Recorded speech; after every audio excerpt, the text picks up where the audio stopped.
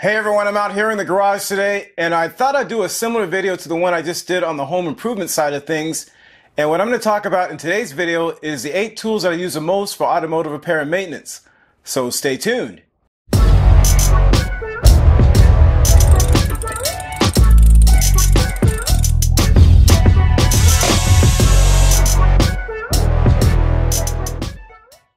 Alright, so let's jump right into it. In no particular order, let's start with tool number 1.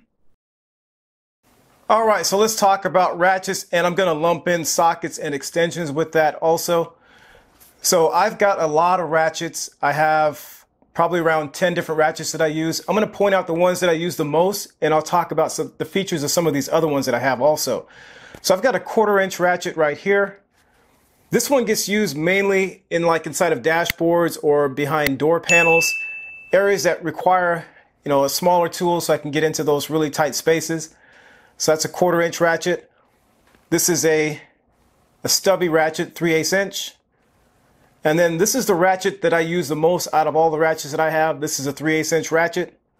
It's your standard ratchet there. So the 3/8 inch ratchet does just about everything, I would say, with the exception of suspension components.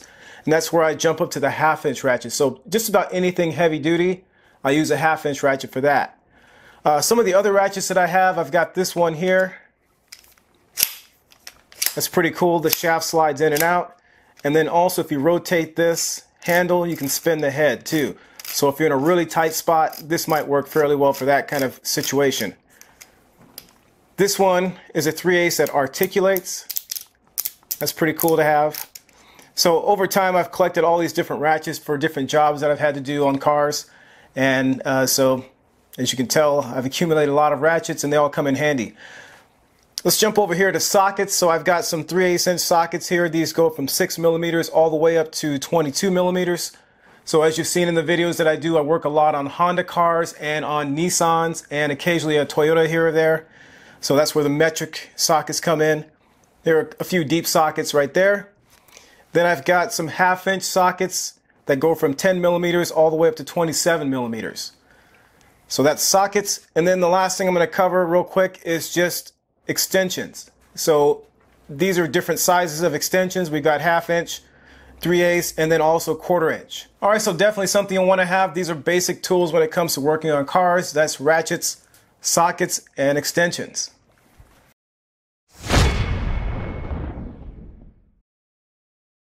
All right, so one tool that doesn't get a lot of recognition would be breaker bars. I remember when I first started working on cars years ago, I didn't use any breaker bars at all. I just used my ratchets, especially my 1/2 inch ratchet. And I said, I don't need these breaker bars. I don't know what they are. I don't need them. I'm just going to use my 1/2 inch ratchet. And of course, what happened at one point is that I broke the square drive on my one of my 1/2 inch ratchets because I was trying to use it as a breaker bar. So definitely breaker bars is something I would recommend. It's something I use a lot. And one thing about using breaker bars too, as you get older, you start to realize you don't want to be, wrenching on something really hard and risk damaging your hands or pulling your shoulder out of the socket or something like that. And a lot of times it's best just to use some breaker bars. So I've got a few here. This one actually is more of a ratchet,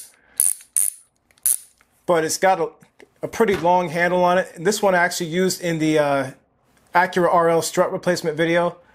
So this is one it gets used a lot.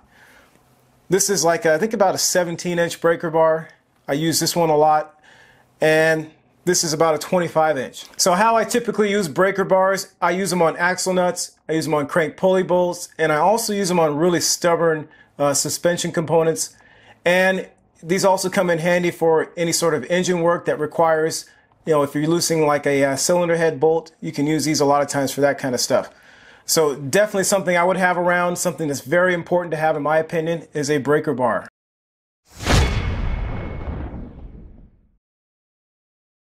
Alright, so a class of tools that I use a lot for tightening fasteners to the proper specifications is torque wrenches. So I've got several here. I'm going to walk through how I use each one of these. Okay, so I've got a 1/4 inch torque wrench here. This tightens fasteners in inch pounds.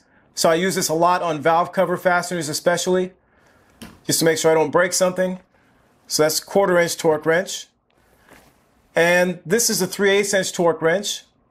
This one tightens fasteners in foot pounds.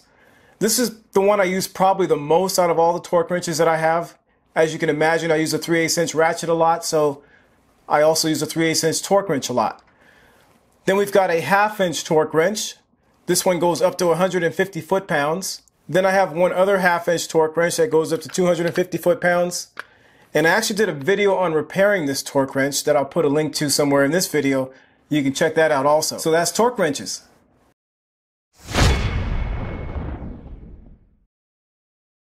Alright, so I think a given when you're working on cars is to have a set of screwdrivers. So this is not all the screwdrivers I have, but I just want to kind of go over some of the ones that I do have. So I'm going to start first of all with Phillips screwdrivers. So I've got a number 1 Phillips screwdriver. This is a number 2 Phillips screwdriver. And this is a number 3 Phillips screwdriver. So the difference in these is that they have different size tips. As you can see, this one's pretty large, whereas this one's smaller, and this one's even smaller. And then I've got this really cool screwdriver that I got from my neighbor. And this is not a typical screwdriver you can find, but it's really come in handy in a lot of cases when I've been working, like for example, in a wheel well and I'm removing like a fender cover or something like that. This will reach in there and get those screws out pretty easily. So I didn't think I'd ever have a use for this, but it actually has come in handy several times. And I've got some flathead screwdrivers.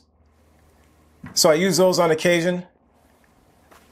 These are different sizes. You got a small one, medium-sized one, and then a really large one. So that's screwdrivers.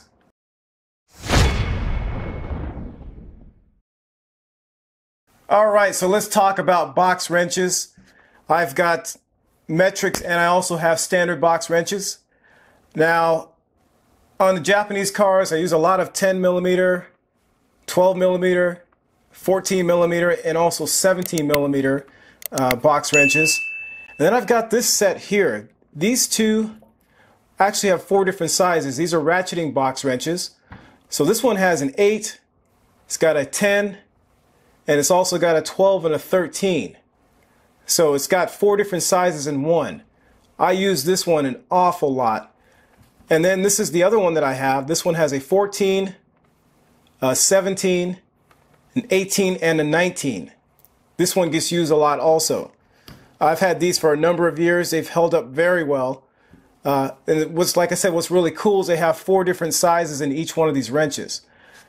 The one thing that's really kind of, as you can see, the head's a little bit big, so they don't fit in really small spaces very well. But if you're working on suspension components especially, this one works extremely well. I'm going to cheat a little bit and I'll throw in a couple of adjustable wrenches too. So that's box wrenches.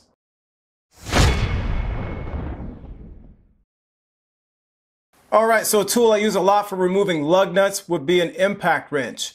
I've also used this on axle nuts, and I use it occasionally on a crank pulley bolt if that crank pulley bolt is compliant. Otherwise I have to use a breaker bar instead, but this works off air obviously, as you can tell. And these are definitely great to have around, especially when you're dealing with tough fasteners. And also it saves your hands. The one thing, this one is not, it's probably a little bit big for working in really small areas. But when you really want to get a fastener off, like a lug nut or an axle nut, like I said, or a crank pulley bolt, this will work very well. It also works pretty well for tightening things. I don't use it a lot for tightening things. I may tighten things down initially, and then I'll grab a torque wrench and tighten the fasteners down to the proper specifications.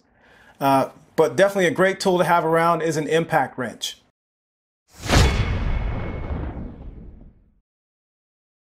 Alright, so a tool you've probably seen several times in the videos that I've done is a multimeter. So I've got a couple here. This one is a cheap Centec from Harbor Freight. I don't really use this one very much, but I figured it was cheap. Why not buy it just to have it around, and you'll maybe throw it in a bag real quick or something. But this one, the thing I don't like about it is that it doesn't do auto ranging. So if you want to check the voltage on something, you actually have to set the range first. Whereas this one, the Fluke 87.3, this is the one I use the most. This one does auto ranging. I don't have to set that range on here. I just start reading and it automatically finds the proper range for reading a voltage or resistance or whatever else I want to read. One other tool that I want to talk about that's kind of in the same family, I would say, would be the power probe.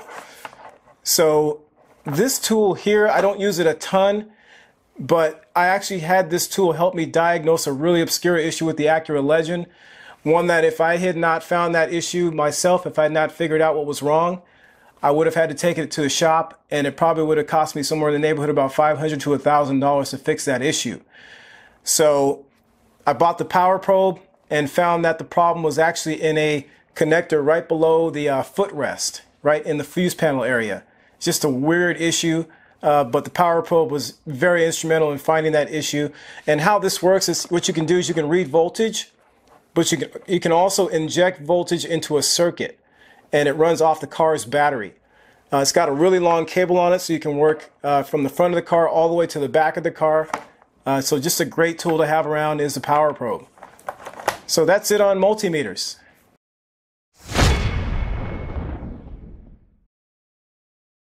Alright, so a set of tools that's pretty much a given when you're working on cars, especially if you want to get under the car or take the wheels off, is a jack and a set of jack stands. So this is a Speedy Lift jack that I've had for about 15 years. It's 3.5 ton. And the only issue that I've had with this jack is that the universal joint O-ring developed a leak. So I replaced that and actually did a video on that. So I'll put a link somewhere in this video or in the description below. You can check that out if you want. So these are my jack stands. They're also 3.5 ton. These are Craftsman Professional. And that rating of jack stands is pretty much perfect for all the cars that I have. So that's my jack and jack stand. Alright, so there you have it. Those are the 8 tools I use the most when I'm working on cars. So in the comments section below, tell me which tools you think I may have left off this list. And thanks for watching.